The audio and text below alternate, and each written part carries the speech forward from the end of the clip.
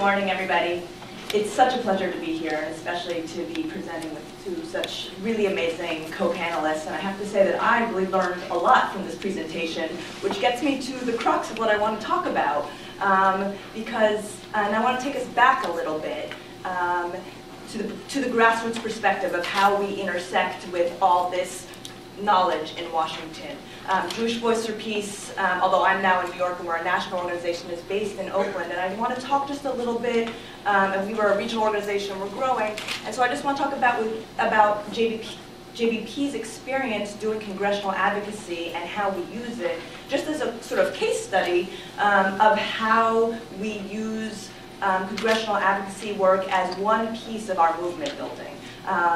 And how, as people who are not in DC, who don't have this kind of knowledge, how we can use it to our advantage and, so let's say, ride the wave of what we can use it for without getting swallowed into the minutia of it. I know that as part of JVP, we've struggled over the years. How do we get the right intelligence? How do we develop relationships with the key people? How do we know what bills are coming more than a couple of days before they're coming? It's actually interesting to hear that sometimes also members don't know that, so that's helpful. But you know, that how we can be effective and how we can use this work to build our movement. Because I think it's not a surprise to any of us to say that we are completely outnumbered in terms of money and in terms of other kinds of resources, people resources, at this point when we're talking about doing congressional advocacy. And I think we need to be really realistic about that. That's where we are right now. We're not going to be there forever. Things are moving, as Nora and Zaid just sort of mapped out, but we're not there yet.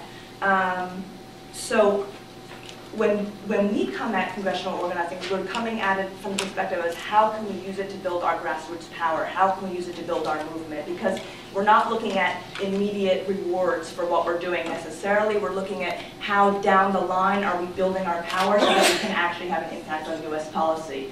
I mean, JVP is interesting. Our mission statement has always talked about having an impact on US policy. But what have we done well? We've done well at solidarity actions. We've done well at public education. We've done well at sort of moving the paradigm of the conversation forward. All things that aren't very concrete and aren't very measurable, that are very important things, that are things that have to do with building the movement, but that aren't necessarily things that you can talk about in the same way as you can talk about this congressional work. And so I think, you know, that's one of the reasons why trainings like this one are so important. And actually Nora has done for us previously trainings that have been incredibly effective for those of us who haven't been very good or haven't had a lot of experience and haven't known how to approach this work.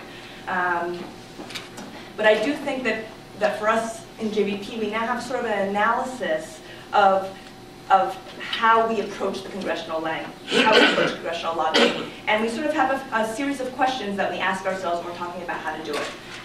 The first one is, how much power do we truly have? The second one is, what is our ability to move an issue? The third one is, what can we get out of lobbying even if we're not going to get a win?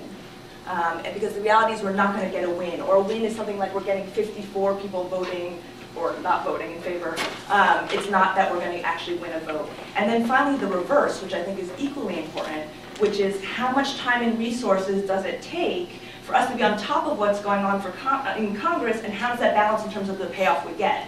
And I don't think the balance is always there. We need to pick and choose carefully how and when and where we get involved, because we don't always have the resources to be on top of everything, especially those of us who aren't in DC.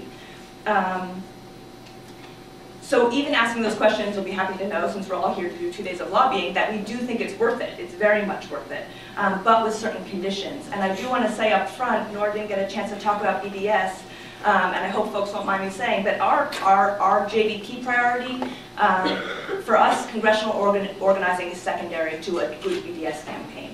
Our feeling right now is that the movement is growing by doing campaigns where we can make a difference, where people are excited, where movement can grow, proven strategies of proven BDS strategies that have been used in other historical struggles that have made a difference. We're seeing victories worldwide in the BDS movement. We're starting to see some progress in the US. This is where it's at. This is where we're starting to see the true pressure happening. Our perspective is that Congress is going to be the last to move, absolutely the last to move. And we need to approach it from that way. I think overall we are feeling very hopeful in terms of organizing. I think we're in a great place in terms of organizing. We're not in a great place in terms of how things are on the ground in Palestine, where we're in probably the worst place. But the movement is growing. Every day we're seeing things that couldn't have happened even a couple of years ago. We saw Anna Balzer, Mustafa Barghouti on Jon Stewart. We see, a pro-BDS op-ed in the LA Times. We see, 100 campuses organized to do BDS campaigns this year in the wake of Hampshire's victory. All of those are true indicators of movement, again, less measurable than some of these congressional initiatives, but real, I think. And eventually they will sort of trickle down to Congress, but I think, again, Congress is going to be sort of the last place that we're going to see those changes. And so even though we're feeling good about where we are in terms of organizing, we have to be aware that we don't have the sort of resources and people or money that our opponents do. And I was happy to hear Zahir say, which come to the same conclusion that we have, that when we come to Congress and say, stop US military aid, which is something that JVP has done in the past, that we just get laughed out of the office and we're not taken seriously, that we have to craft asks that are commensurate with our realistic ability to ask for them and put pressure on our representatives to actually do them. That if we're coming out with these sort of grandiose demands that we don't have any ability to deliver on in terms of inflicting harm or in terms of thanking them, then we're simply going to be dismissed. So we have to be careful about how we craft these asks so that we're taken seriously in building our legitimacy. And I think the asks that Josh is going to talk about in the next session are very well done in that regard.